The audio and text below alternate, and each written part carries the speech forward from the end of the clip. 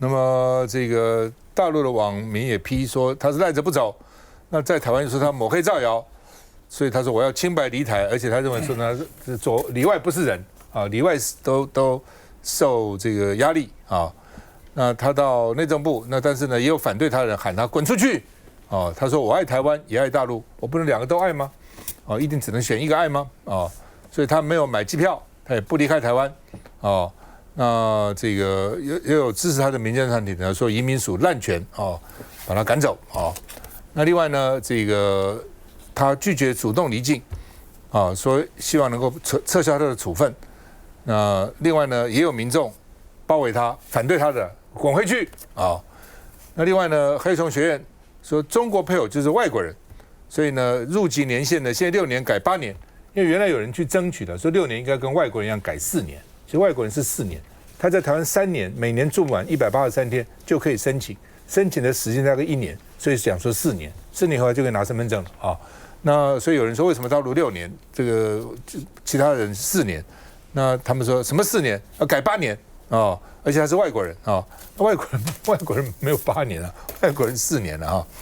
那媒体的评论说，一句武统就搞得风声鹤唳，哦，人民不得不活成赖政府喜欢的模样，你喜欢什么就活成那样子，我们不敢违抗你，也不能有不同的想法啊。那联合报呢说，因为有一个国小校长在抖音说我爱你中国，就被桃园市的调查员调查。另外有一个中立警员在抖音说我是中国人，被记过处分，哦，所以呢，就是这是不是文字狱？中国人什么意思？我并没有说我是中华人民共和国的人，我是中华民国人，我不是中国人。那你说中华民国国民简称什么？中华民国国民简称台湾人，好像这也很奇怪嘛。哦，所以都受到处分了。就是说你们就不能讲这个话哦，你只能爱台湾，你爱什么中国？看一下。陆配网红雅雅在台湾的时间倒数计时，而26号午夜12点整一到，移民署就会有强制令。根据了解呢，如果当下并没有合适的班机时间飞到大陆的话，移民署还是会把雅雅带到机场实施借护，等到机票处理好了，班机也到了，就可以直接把人遣返出境。行李收好了吗？我没有觉得我错呀，这是我的立场，一个立场问题。行李没收，回国机票没订，态度强硬，说绝对不主动离台。但移民署法规，外国人强制驱逐出国处理办法摆在眼前，时间一到，流程就要开始跑。强制驱逐出国处分书会载明处分人个资以及被驱逐的理由。移民署执行时会有同性别的移民署人员检查处分人身体以及携带的物品，并派员接护到机场或是港口监视出国，同时把证照或旅行文件交给机长或是船长或其他授权人员保管。如果处分人有明显抗拒出国或是逃脱疑虑，移民署也可以派员护送到被遣返的国家或地区。现在问题来了，雅雅明显不愿离开台湾，难道到最后只能由纳税人共同买单机票钱吗？根据了解，机票钱还是得由雅雅自己付，不管是移民署还是其他单位都不会帮忙付这笔钱。若雅雅不肯买，就只能找她的家属或是愿意帮她的亲朋好友。至于要飞往大陆哪个城市，就看雅雅的意愿，但前提是她也得乖乖配合台湾的法律。这个。蔡英文总统在2016年曾经讲过啊，没有人需要为他的认同道歉啊。那当然，雅雅的这些言论，坦白讲，大家看得都很不舒服。但是谁真的会相信雅雅是个有影响力的人呢？我不相信他去自己录了一个在台湾看不到，我刚才听伟汉说这是大陆版的抖音，然后大陆人看了之后觉得雅雅的话，哇操，跟这个习近平一样，决定要这个支持雅雅讲的话，不可能嘛。那既然这个人在大陆讲的，习近平都没有讲这个话，是习近平都没这样讲。他坦白讲，就是他以大陆的网红啊，就常常就是讲一些比较极端的、偏激的，然后引起大家的关注，然后拿到一些斗内，也许这是他的一个商业手法，我先不管。但是有必要处理到这个无限上纲啊，无限上纲。那特别是这样子，未来会有个寒蝉效应，什么效应呢？也许台湾的大陆籍的这个陆配都不敢讲自己的想法。甚至在外面都不敢发表意见，他们的家人小孩也许会觉得说啊，那我如果讲了一些不是社会主流喜欢听的话，我会不会被抄家，我会不会被肉搜，我会被遣返出境，你会造成这样全国的一个寒蝉效应。那刚才这个周全义说啊，没有中华民国就没有言论自由，那事实上呢，中华民国的可贵就是因为言论自由。但我们跟大陆不一样的地方是，你在这边讲什么，喜欢听的人听，那不喜欢听的人呢，就根本就不理你。所以就是民主可贵、多元自由的地方。那我们跟中国大陆最大的不同，我们能吸引大家最大的地方是，到了这块土地，你讲什么都可以。那有人觉得武统或者觉得要统一的人，其实在过去台湾的言论市场里面也都有啊，也都有，不管是他是否具有中华民国国籍。那基本上就是社会上某一种极端的想法，那这个对台湾社会就毫无影响。所以你要借由机会杀鸡儆猴，收缩台湾的这个言论环境，收缩台湾的这种对于两岸之间的一种你要在你的自己的框架下去讲的话，那很简单，未来3年，我们台湾基本上就会变成一个言论麦卡锡的地方。包括你相关于两岸的要和平的，说是我觉得对中国文化有什么特别喜好的，都要特别注意，因为言论警总就在你身边。好吧，这么今天有人要呛他的了哈，再要滚回去，我们看一下。好了，啊！东西干什么？都在干什么？干什么？陆配雅雅25号上午在民间团体陪同下，在内政部前召开记者会。同一时间，反共网红巴囧、闽南郎也到场，跟其他的抗议群众试图靠近，还趁隙冲向记者会，遭警方压制。不能过吗？啊！干嘛在车上？干嘛在车上？为什么不能过？干嘛在车上？为什么不能过？为什么在车上？为什么不能过？远警夹在两派人马中间，生怕发生更大冲突。巴囧过不去，还自带大声公，要雅雅当面辩论。我们是他的支持者雅雅昨天在节目上亲自说，中广的、中时的，说要邀请我辩论，我这不就来了？但你们又不让我去。你这样有尊重雅雅的选择自由吗？不止这里场面混乱，陆配雅雅发表谈话的同时，也数度遭抗议民众呛瞎。先收集更多的疑问。对。还有民众直接进入记者会现场，惊动远警上前关切，场面一度混乱。我让你讲话，你先记者问我。台湾人住在这里，我为什么不能讲话呢？台湾人是这样。陆配雅雅向政府讨公道，又引发场边统独大混战。来，宜任。整件事情我觉得非常的悲哀哦，无论是政府采取的行政措施的手段哦，我们常常在讲一件事情，杀鸡焉用牛刀。或者是我们讲不要用大炮去打小鸟。现在发生的问题是什么？你是用核弹去打小鸟，你现在是用杀鸡用关刀。整件事情如果从另外一个层次来看的话，今天雅雅她的身份是陆配，她没有取得中华民国的国籍。她今天在台湾如果触犯了相关的法令，你现在办她到底是根据属地主义还是属人主义？好，同样的道理，台湾的艺人在大陆如果说了一样的言论，现在民党政府也说要办，那到底是根据属地主义还是属人主义？也就是说，现在出现一个问题，只要讲了政府不喜欢的言论，我管你是属地主义还是属人主义，追到南极洲我也要把你抓回来，就是这个道理。请问一下，过去我们在批评共产党长臂管辖的时候，从境外把人引渡回来的时候，我们怎么批评人家的？现在民进党政府连属人主义、属地主义都选择用模糊性的方式，只为了服膺于政治。另外，我们要强调的是，到底问题出在武还是统？关键点到底在哪里？到底踩了哪一条红线？过去很多人讲说这不是言论自由，错了。不管是引用2公约，还是言论自由的范围，我们台湾的言论自由是采取美派给予政治性言论自由是最高等级的保护。今天只要他没有立即实施，并且造成危害，他讲什么就是言论自由。我同意刚刚思刚哥说的，先有言论自由的精神，才有中华民国。中华民国走过来，中华民国也不是一开始就有言论自由，它是要提倡言论自由。过去民进党的前辈们在提倡言论自由的时候，他怎么说的？我们要改造这个国家，所以精神永远比国号更来的重要。最后我要说的是，如果武统关键在武的话，那武毒可不可以？我们要整军备武，我们要全民动员。为什么？因为我要跟老公干一场。我要台湾独立，我要把我们的国号改成台湾，可不可以？这样有没有踩到所谓的鼓吹战争的这条红线？我记得那个时候他们不讲说郑南榕嘛，那个时候说要争取100%的言论自由。什么叫100%？有没有说在台湾就这个不能讲，那个不能讲？100%理论上什么都可以讲啊。郑南榕那时候争取是台独的言论自由嘛，主张台独的言论自由。我在立法院内政委员会的时候，当时删除刑法100条，就是不以思想入罪，不以言论入罪，要有行动才入罪。他嘴巴讲一讲，他真的对台湾造成什么大的影响？我也很不喜欢他讲的话。说实话，我相信台湾绝大多数人不喜欢他讲的话。但是问题他讲，那通常讲了，我们常常讲说，你不教而杀谓之虐嘛。你可以警告他们，说讲这个不行了，然后呢，警告不听，我怎么处罚你？再不行，我在这个把你驱逐出去，通通没有啊，表示你政府这些官员也不知道他讲些什么，其实被人家检举了，原来他讲了这个话，就立刻把他下重手，这个合乎法治国家一个行政程序吗？现在再回来。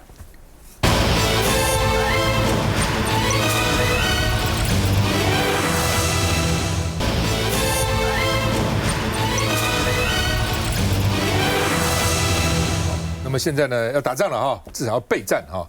原来我们分成民安跟万安，民安就是民间呐，有一些什么消防啊，或者一些处理这个救灾。万安是国防，或者万安以前警报响啊，空警警报响啊，赶快都不能动啊等等。现在要把它并在一起，然后呢要把防卫演练扩大一起来演练复合式灾难的情景。就是说你要看我们的全社会的防卫韧性到底怎样所以到时候会有地震啊，会有什么，反正各种天灾地变其实真的要应付的是老共打来怎么办了那现在军队血库也不捐给民间的血库了，军队要自己建血库军医院或者很多医院也要增加这个前线手术这样的设施那另外呢，在台中也要演练。所以有3个区，沙鹿、清水、无期，因为它都是海空军的要塞。所以呢，有25万人要大规模的避难，所有人都入避难所。过去就是车停人疏散就好了嘛，现在不是。过去哪有叫你真的到避难所去？现在要到避难所里面去，25万是很大的规模，到避难所里面去万一呢这个劳共空袭打来怎么办？赶快躲到避难所里面去那这个卢秀燕就说你现在是把平时当战时而且呢，到底你现在2/3的人都去了这个民防团队，他到底会不会用军事审判他们？万一违规的话，所以你国防要确认呢，他们还是老百姓只是临时被你召集那到时候万一犯了什么错，会不会用军法伺候呢？国防部说他们不是现役军人，所以不受军事审判但是我们平常不是讲说演习视同作战嘛？到底是怎样会不会你现在说不是，到时候还真的给他适用了那张延廷说台湾是没有条件打城镇战的因为呢，张延廷的以前我们讲的是制空制海反登陆嘛，你登陆还搞什么鬼不能给你登陆嘛，所以制空我要有制空权，制海我要有制海权，怎么让你登陆呢？张延廷是认为说战场应该在福建，战场不该到台湾，到福建去打，怎么打到台湾来呢？那台湾根本没有打城镇战的条件嘛，城镇这么小，2/3是山地，不像乌克兰土地是我们16倍大，你怎么打城镇战？对不对？到时候一定是满目疮痍，搞得这个大家这个惊慌失措，不能上来打嘛。那黑熊他们就搞一个民防演练，说呢，如果重大的外伤怎么办呢？吃普拿疼，止痛，吃了就好了。让伤口自然复原，也不需要什么外科医生了。我不知道他这边这样写所以呢，黑熊学院举办演练，让学过民防课程学员模拟应对出现大量伤患的状况，太多伤患，但没有办法来不及了嘛然后呢，说没有看到绿黄红黑伤检，是不是伤要检查，然后分等级了，没有看到这个分等级。移动伤患乱移动也不对所以你不要乱教而且呢，重大的外伤吃普拿疼有意义吗？先止痛吧，先止痛。但是重大外伤吃那普拿疼也没有用也不能止那这个什么不要，就是你是移花接木这个不是我们说是去年的画面里呢是在跟医疗人员交接那服用什么药物也被放大攻击不要把这是网络谣言移花接木等等，那到底有没有吃嘛？那他就说呢，他就说让大家知道哪里会犯错了哦，所以说吃普拿疼是会犯错的，那人家就说你是吃普拿疼，而且去年的画面哦拿到今年来用。另外呢，当重大灾害发生的时候，要扩大替代役的召集。替代役原来8年啊，退役8年才来召集，每年最多1次，而且一般都是1天。以后呢，不是8年了，不管8年、18年、28年，要召集来就召集你来，一年也不限几次，一次也不限制几天，这是要扩大啊。而且呢，计程车司机还有大厦管理员也要受训啊。那刘世芳说呢，所以呢，这个扩大召集是列入民防人力了，不是要打仗了，把它放到民防。那你放到民防干什么呢？看一下。台中市全民防卫动员准备等三方汇报24号登场，而针对基本战力调查，民防团队可高达182万人。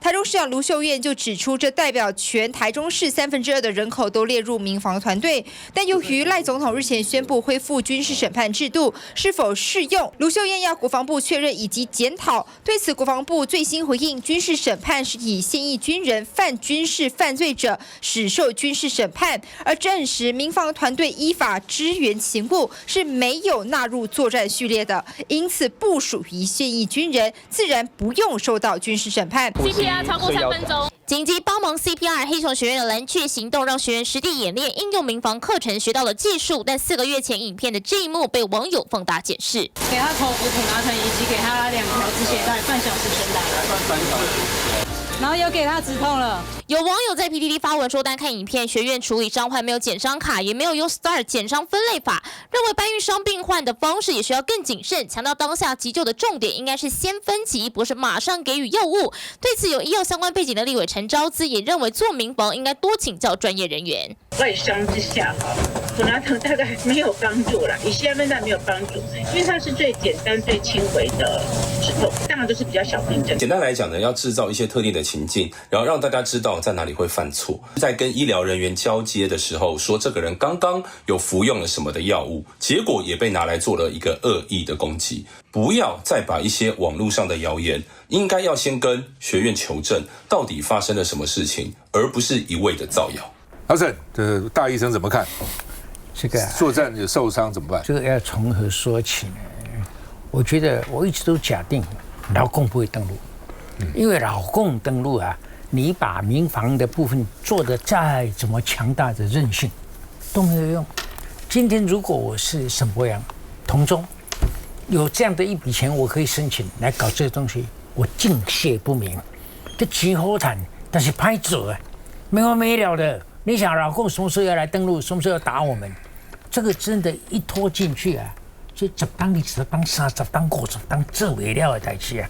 那我们台湾实在是经不起有这么大的一部分的人力要拖进去，在这个民防体系的里头，这美崩起来。那你一讲到普拿疼，我跟你讲，所有的外伤没有人吃普拿疼的，头痛才吃嘛？不是，因为严重的外伤。其实痛不是重要部分了，你看这是流血啦，这个的那个痛已经被忽略了。那如果是痛到很不能忍受的话，你看在那个野战部队就是打针啊，打吗啡啊，打很快速的，就让你忘掉了这个痛，哪有吃普拿疼的？这个根本就是笑话。但是老公真的会来，我真的觉得张燕婷讲的是对的。真的是不堪设想啊！台湾的这个一定是有人要我们交代，那这个有人，我觉得是美国人啊。美国人说你们是第一线啊，我们在后方啊，他们打过来，你们这样这个邋邋遢遢的，一点都不紧张啊，这个怎么交代？所以我们就要卖力的演给老美看。但这个演我其实心有戚戚，我真的不太愿意骂他们。你看我今天骂的有气没力。没有雄心，不是，这跟雄心无关。这个真的是我来做好了，我也做不来；要我做得好，更是没有办法。这个就是我为什么我还每天活得快快乐乐，还在这里觉得台湾未来很有希望，就是这样的打，需要动员全体台湾民间的力量的这种打法，我认为在我们的可见的未来是不会发生的。这个一发生的话还得了啊！你晓得你家附近有什么地方你可以躲吗？我跟你讲，到处墙壁上都有贴啊，这要躲这里，要躲那里，大家心里有一个观念吗？有一个 idea 吗？这莫名其妙，这个我觉得我们台湾真的是朝野，好好的大家来开个会议，大家坦白互相交心，就说真的要打吗？啊，这打的决定权也不是我们了，是老共啊！我已经讲过好几次了，老共为他自己的私利的自私自利，不会打我们，真的不会打我们，打了我们就惨了，这些都没有用啊。我也认为理论上他不会打，因为打对他没有好处嘛，真的没有好处，对不对？他搞了一堆，付出一堆代价，国际也可能会制裁他，打你干什么？感情也打坏了，对不对？就你不要去超没有两给刚，不要去捅他们。你讲那些话，赖清德讲话我们不知道吗？我们都知道啊，但是我们不讲啊，他要把它讲啊。你讲了干什么呢？有什么好处？对两岸和平有好处吗？没有，只是增加他自己的政治利益而已嘛。送就送。只要在这时候要暂停两岸和平啊，不要打仗，都是投降主义，都是失败主义，对不对？我们勇敢的台湾人，下面都不怕，对不对？我怕什么？老公来打，怕最后一兵一卒，一根扫把要打，就是这样嘛。所以麻烦就在这里了啊！反正你现在比较理性的就是不对的，一定要感性，要感情，而且要慷慨激昂才可以。休息一下再回来。